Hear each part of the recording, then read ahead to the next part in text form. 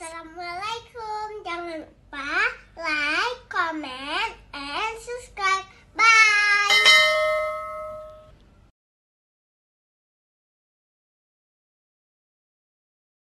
Bishrah li sadri wa yassir li amri wahlul 'uqdatam min lisani yafqahu qawli. Allahumma ij'al jam'ana hadza jam'an marhuma tafarraqana min ba'dihi tafarruqan ma'suma. Kaum muslimin dan muslimat sidang jamaah subuh yang dirahmati Allah. Kita lanjutkan kajian kita, lanjutan pada pertemuan yang lalu, untuk apa menjaga hati. Ya. Ini sekarang alasan yang keempat, untuk apa kita selalu menjaga hati. Annal qalba khizanatu kulli jauharin lil abdi. Jadi hati ini adalah khizanah. Khizanah itu tempat, atau ada yang membaca khazanah, sehingga sudah diadopsi menjadi bahasa Indonesia khazanah ilmu. Khazanah ilmu itu artinya apa? Ilmu khazanah, banyak ilmu ya. Khazanah ilmu, khazanah keilmuan. Kalau ini khizanah, jadi tempat sesuatu itu ada dalam hati. Salah satunya ya, wa kullu ma'na khatirin awwaluha al-aql. Jadi salah satu fungsi khazanah itu, tempat itu, maka hati itu bisa membantu akal. Ya, hati itu bisa membantu akal. Jadi makanya ketika hati kita jaga, maka akal juga akan terjaga. Makanya Imam Hanafi ketika masih kecil, beliau disarankan oleh ibunya dan selalu dibawa kepada yang bisa mendidik hatinya dulu, mendidik akhlaknya dulu. Kalau akhlaknya sudah terdidik, hatinya sudah terdidik, akalnya juga akan ikut. Tapi kalau orang mendidik akalnya dulu, hatinya nggak akan ikut. Maka begitu banyak orang yang cerdas akalnya tapi tidak salah. Orang yang cerdas akalnya tapi tidak punya akhlak. Akhlak tidak ada, etika tidak ada, adab tidak ada. Tapi orang yang punya akhlak, punya adab, maka akalnya juga akan terbentuk. Ya, akan terbentuk akalnya. Ini yang pertama. Jadi artinya yang alasan yang keempat, tapi poin yang pertama. Jadi dalam hati itu ada khizanah atau khazanah. Khazanah itu semua ada dalam hati, sumbernya dalam hati. Makanya di Rasulullah SAW mengatakan, kalau hati ini baik, maka semua akan baik. Kalau hati ini baik, maka tangan akan baik, kepala akan baik, semua baik. Maka seorang itu ketika bermasalah dengan penyakitnya, bahati dulu. Kalau hatinya senang, tidak mungkin dia sakit, ini sakit, tidak mungkin. Ketika hatinya kacau, maka kena penyakitnya, macam-macam kena stroke, macam-macam kena penyakit, darah tinggi dan lain sebagainya. Tapi coba hatinya dia jaga. Kalau hati dia jaga, semua akan terjaga. Ya. Ini alasan yang pertama, karena hati itu khazanahnya apa saja. Salah satunya hati itu bisa membantu terbentuknya akal. Pada suatu hari, Nabi Daud alaihissalam bertanya kepada Nabi Sulaiman anaknya. Apa pertanyaan Nabi Daud? Waqad warada fi akhbari Daud alaihissalam annahu sa'ala ibnahu Sulaiman. Nabi Daud bertanya kepada Nabi Sulaiman, aina maudhi'al aqli minka? Akal itu di mana letaknya? Ya, kita kalau pertanyaan seperti itu kan akan jawab akal di mana? Nyapa akal. Tapi Nabi Sulaiman alaihissalam menjawab, al-qalbu. Akal itu di sini. Ya. Berarti ketika seorang tidak main ininya, berarti ininya juga tidak bagus ininya. Hatinya juga tidak bagus. Ketika dia sering membohongi orang lain, sering mendustai orang lain, berarti hatinya tidak bagus. Ketika seorang menggunakan akalnya untuk yang tidak bagus, berarti hatinya juga tidak bagus. Maka ketika ditanya di mana letak akalmu, akal itu letaknya di sini. Sehingga di dalam Al-Quran diungkapkan oleh Allah Subhanahu Wa Taala, mereka punya hati la yaqiluna biha, hatinya tidak berakal. ya, hanakai hati. Ketika hatinya tidak berakal, maka ininya juga tidak berakal. Seluruh anggota tubuhnya juga tidak berakal.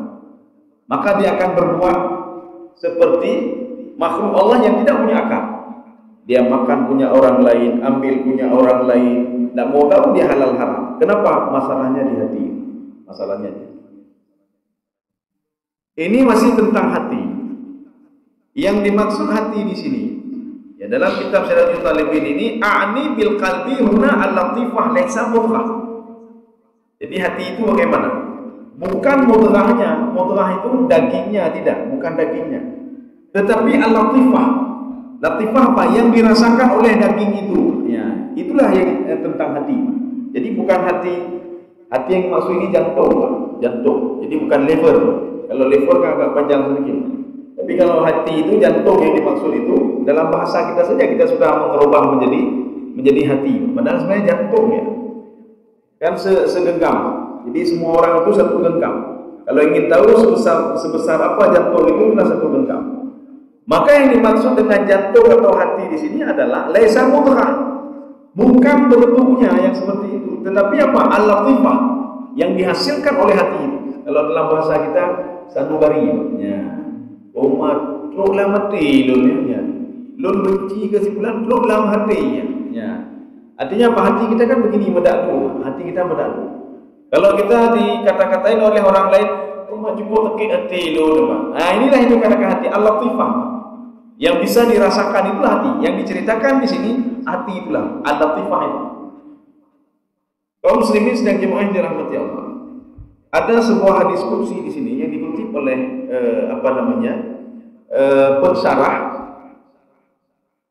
Allah Subhanahu wa taala berfirman, qala Allahu azza wa jalla wa azzani wa jalali, demi kemuliaanku dan keagunganku kata Allah, ma khalaqtu khalqan, saya tidak menciptakan sesuatu akramu alayya minka, yang lebih mulia dibandingkan hati.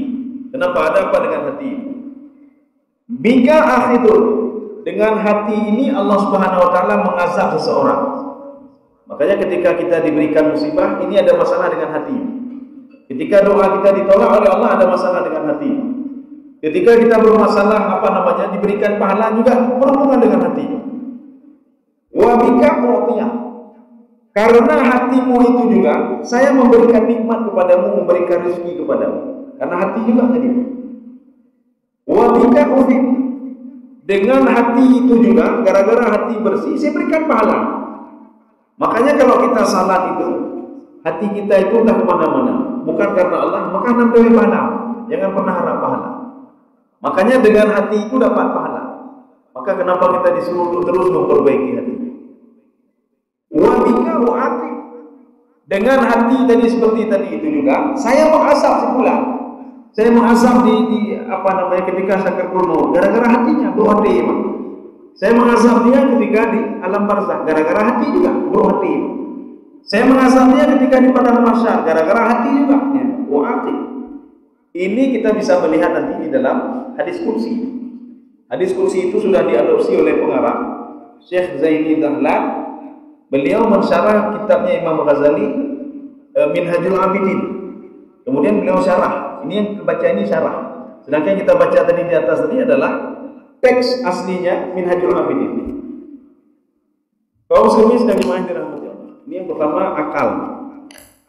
Kemudian selanjutnya, wa ajalluha ma'rifatullah ta'ala. Yang lebih agung lagi, tadi kan membantu akal.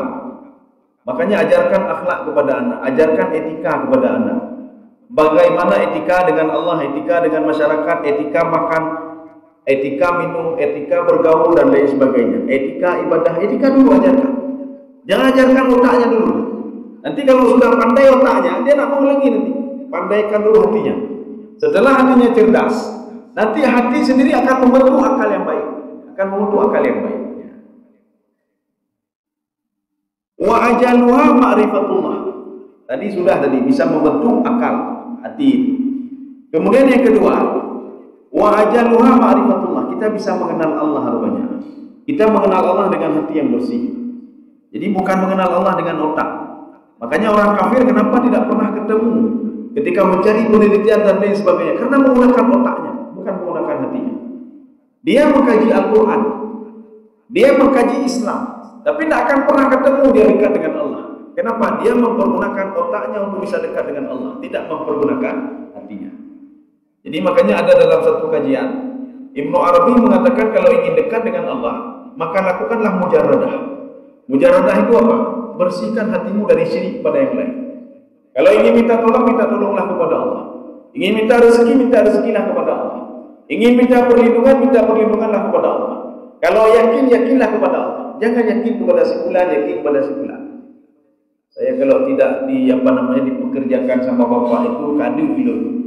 Ilun menyuana kerja di hina, kadu ilun hana rezeki ilun ya. Ini hana puyak berdoa Allah Subhanahu wa taala. Maka bersihkan dulu hati. Maka kajian tasawuf itu adalah kajian objeknya itu apa? Objeknya hati. Bukan akal, tidak, bukan otak. Ya. Maka Rasulullah SAW mengatakan innama bu'ithu liutamima makarimal akhlak. Tujuan inti Rasulullah itu akhlak dulu, hati dulu, perbaikan hati, bukan akal. Nyakalnya jangan dorong. Kalau hati sudah baik, akal juga baik. Hati sudah baik, maka tangan ini tidak mencuri lagi. Kalau hati sudah baik, kepala juga enak, tenang. Pak kita tidurnya semuanya enak kita tidur. Nyoka dengar susah. Dan jauh luar susah, mana susah nih Pak? Jaro susah, muka susah, Pak, muka susah. Maka kalau muka susah berarti hati susah. Ya, Pak, hatinya susah. Ini yang kedua. Makanya dijelaskan di sini oleh Imam Ghazali, kenapa kita mengenal Allah? Allati hiya sababu sa'adati daraini. Yang menyebabkan jiwa kita tenang dunia akhirat, itulah kita mengenal Allah Subhanahu wa taala, ma'rifatullah ya. Makanya di dalam kajian tasawuf itu ada namanya awwalumin ma'rifatullah. Awal segala sesuatu itu kenalilah Allah. Setelah seorang mengenal Allah, maka dia akan mudah mengerjakan ibadah salat, dia mudah, semua mudah. Kenapa? Karena dia sudah mengenal Allah Subhanahu wa taala. Bagaimana mengenal Allah? Itu melalui hati. Bagaimana caranya? Manajelah hati. Bagaimana memanage hati? Lakukanlah segala sesuatu hal yang bisa membuat hati itu lembut, dengan salat, dengan ibadah, dengan berzikir dan lain sebagainya. Dan jauhkanlah hati ini dari penyakit. Penyakit ribah, penyakit kueh ke kau, dengki sama orang lain, penyakit riya, penyakit apa lagi namanya? Sum'ah, penyakit takabur. Dihilangkan semua. Kalau ingin hati ini bisa mengenal Allah Subhanahu wa taala. Ini sudah yang kedua. Kemudian selanjutnya, summa al-basair. Basair itu apa? Basair allati biha taqaddum. Ya, jadi basair itu rupanya hati ini dia punya cahaya juga. Cahaya hati, ya namanya. Jadi kalau seandainya seseorang itu dia manage hatinya, maka akan keluar dari hati itu cahaya. Cahaya itu ada ide-ide. Ya, itu dulu. Udah dulu pegala. Karena dia Allah. Coba dia dekat dengan Allah. Coba dia beribadah. Coba hatinya bersih. Apa yang saya lakukan? Hati ini akan memberikan apa namanya? Penerangan. Lakukanlah ini, lakukanlah ibadah ini. Makanya bekli hati ini, bekli hati. Jadi bena bu sangka gegau. Makanya yang membuat kita susah itu adalah kita sendiri. Yang membuat susah itu adalah penyakit yang ada dalam diri kita. Penyakit kueh gegau, yang betul-betul penyakit dengki dan lain sebagainya. Tidak ada dokter spesialis pun yang bisa menghilangkan penyakit hati, kecuali kita sendiri. Bagaimana caranya kita dekat dengan Allah Subhanahu wa taala? Jadi makanya kalau ingin basirah, maka Allah mengatakan dalam Al-Quran, wa hum la ya'mahun. Itu hati orang-orang munafik itu hatinya tidak bercahaya hatinya. Anda bercahaya hatinya, redup tapi hati. Ini kalau kita ingin pergi ke suatu tempatnya itu cahayanya kurang, kan tak nyaman kita. Maka hati begitu juga. Kalau hati tidak bercahaya, maka tak nyaman hidup kita. Ajak kenal kita berpikir, saya makan siang di mana ini? Saya makan sore di mana? Saya besok di mana saya? Bagaimana kehidupan saya? Dia takut selalu. Dia khawatir selalu. Kenapa? Karena hatinya itu tak punya cahaya. Dewa hatinya punya cahaya. Meninggal sekarang pun tak apa-apa juga. Ya. Oh besok ada uji. Oh rezeki nggak mungkin Allah membiarkan kita begitu saja. Ini Ini kalau orang sudah ada basirah.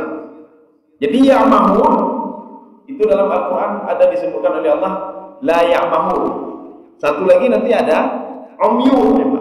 Jadi amia, satu lagi amiha. Amia itu yang buta apa? Yang buta matanya buta. Nah, ada cahaya sama matanya. Itu kalau amia. Maka Allah mengatakan sumum bukmun umyun. Ya, mereka buta. Tapi kalau yang mahmud itu hatinya buta. Ya. Urus menyokap buta hati yang nama ada jo, atagok kok picok. Atagok cok, mati di kandang. Baju di hari. Jak depan mati, umurnya. Makanya orang yang berbuat maksiat itu hidupnya umur itu apa? Kayak hana-hana aja. Itu kalau orang buat maksiat, malas hidupnya gitu. Orang sering lihat maksiat, sering berbuat maksiat, sering melakukan maksiat, sering ribah orang lain. Hidupnya itu susah sekali. Ya. Maka hilangkan dulu semua ini. Kita jaga hati supaya apa? Ada al-basair. Ini kalimatnya ini Imam Ghazali menggunakan kalimat thumma. Memang ada proses. Thumma itu menunjukkan waktu yang lama. Proses. Kita ada proses. Jadi makanya kita beribadah untuk bisa dekat. Hakikat ibadah kita bisa tahu itu proses juga. Kita bisa mengenal dekat dengan Allah, ada proses juga. Seperti seorang dekat dengan syaitan, ada proses juga. Dia pertama baik, kemudian dia mulai dekat dengan syaitan lama-lama. Akhirnya apa? Hatinya sudah tertutup. Proses juga. Ya. Kaum muslimin sedang jemaah dirahmati Allah. Thumma an-niyah al-khalisah. Ya, kemudian juga niat juga di hati, Pak. Ya, niat juga di hati. Ada orang niat tak boleh, Pak. Niat Pak kahana, Pak, niat tentu dalam hati. Makanya kalau niat itu bermasalah, maka bermasalah juga dengan ibadahnya. Seorang berniat A, maka hasilnya juga A. Seorang berniat B, maka hasilnya juga B. Maka tergantung niat. Makanya rukun salat itu, rukun sembahyang berubah 13. Rukun salat 13. Salah satu rukunnya yang kurang saja, termasuk niat itu, maka salatnya dianggap tidak ada oleh Allah. Yang kurang maka apa? Itu dianggap tidak ada oleh Allah. Walaupun sudah mengandungkan sudah ibadah, tapi ada sama ya, maka enggak dianggap. Maka yang pertama salah satu kan niat. Seorang kalau tidak niat dalam salat dan apa saja maka ibadahnya tidak diberikan pahala oleh Allah. Allah. Assalamualaikum. Ya juga orang lebih lumayan lebih lumayan nih. Dia pergi salat maghrib tapi niat nonton bola apa? Ini nonton bola. Ketika ada niat nonton bolanya maka kata terbayang Allahu Akbar. Yang dia nonton bola. Maka akan menemui pahala. Kenapa niatnya itu? Maka niat itu di mana? Makanu al-qalbi. Letaknya itu di hati. Maka niatnya di sini. Ya. Kaum muslimin sedang jemaah dirahmati Allah. Termasuk berdiri juga. Berdiri itu rukun. Jadi jangan kalau salah satu kurang maka bermasalah.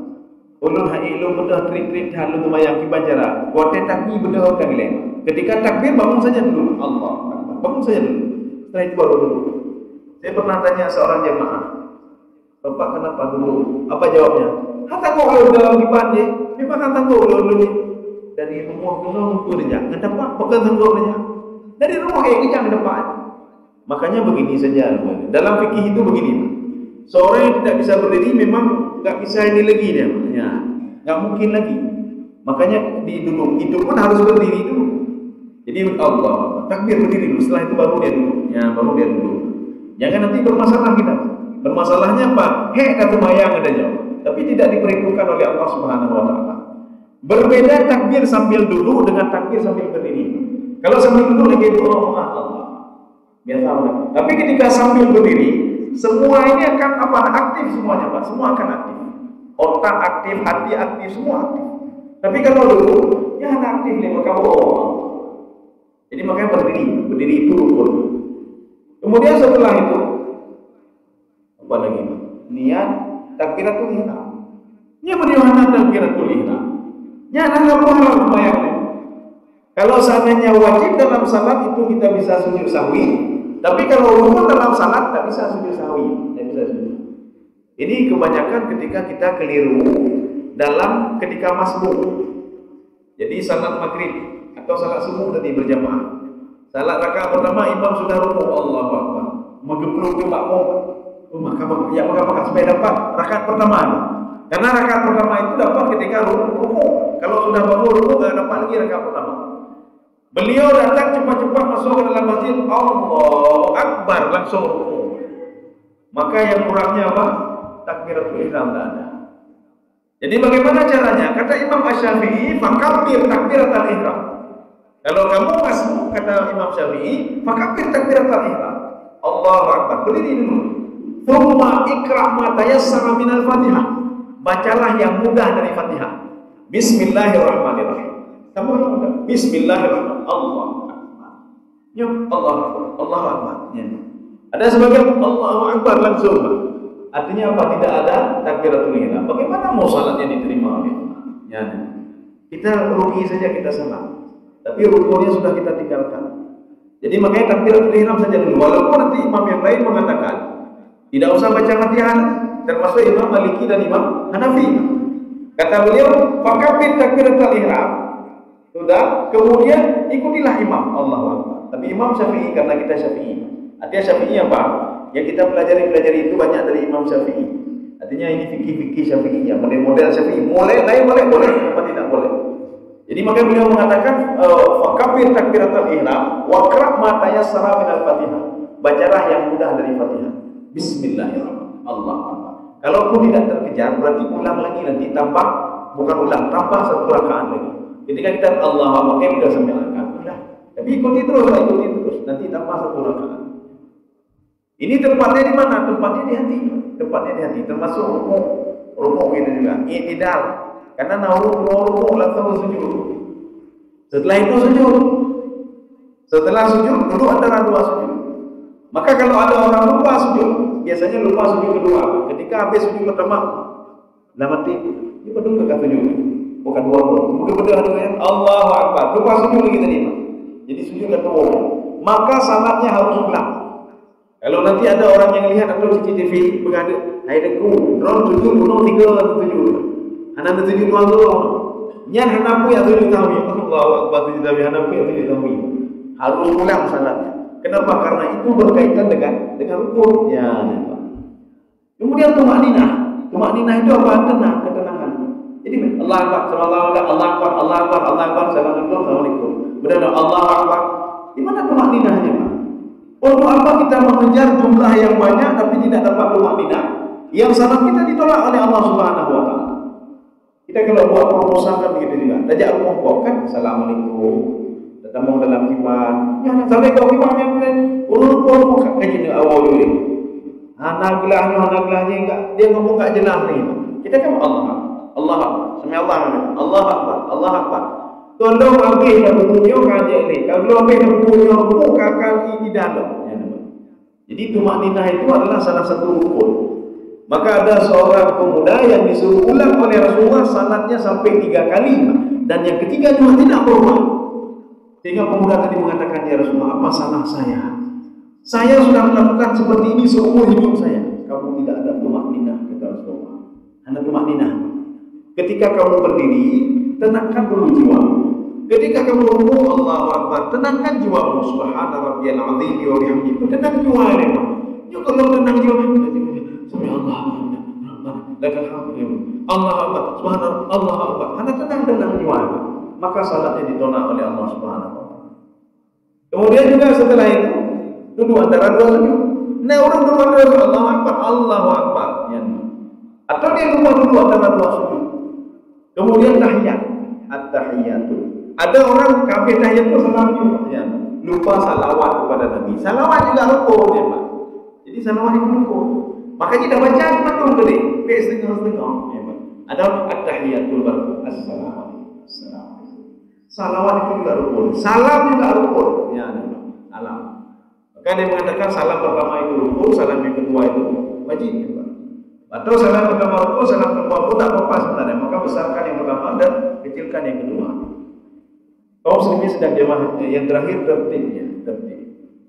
Kaum muslimin sedang jemaah di dalam bulan. Ini letaknya di mana? Itu letaknya di hati. Ya. Niat itu semua di hati. Makanya kalau kita berniat, niat tidak ada orang yang tahu niat kita. Oh, bagaimana dengan niat salat usalli salatan? Ya bagaimana niatnya? Imam Asy-Syafi'i berbeda dengan 3 imam yang lain. Terima kasih.